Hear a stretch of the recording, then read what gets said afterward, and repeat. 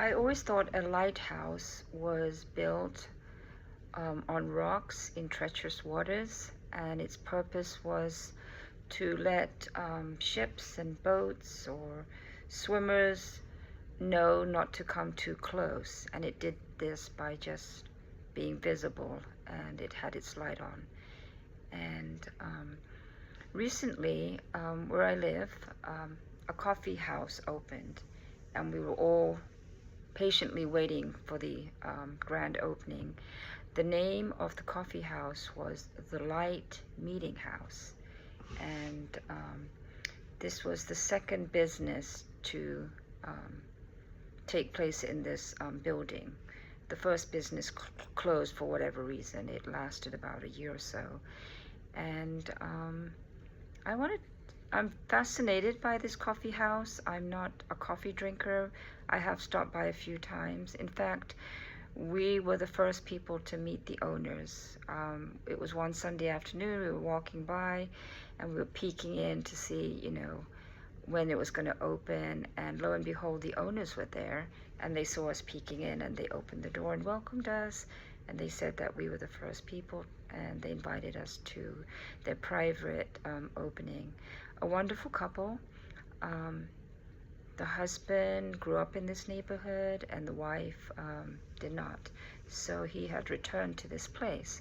The reason I'm bringing this up is because the place where this building is, you could consider it, well, treacherous, because a lot of people won't stop at a stoplight in that area.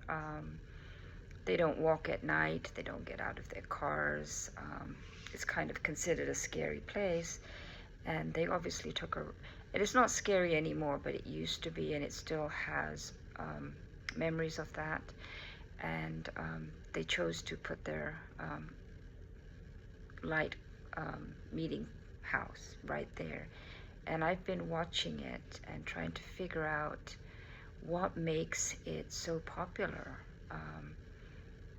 It's like a lighthouse. It's, well, in a dark place, treacherous, but it's attracting people to it. But I think it's something to do with the couple. The wife is a social worker, and it's the vibes that they give out. There's lines every day. It's full every day with people. Obviously, people who can walk there, and people who have driven quite a way to come there to check it out, because the streets are full of cars. And there's an East Market a block away, but it still attracts people. A lighthouse stays there.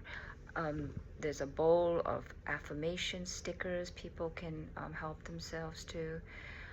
So the point I'm making is it's kind of transformational, and the owners aren't doing anything to enable people other than shining their light and being who they are. And yeah, I'll have to go check it out somehow. I don't think I'll be drinking coffee, but they may have something I might like to drink.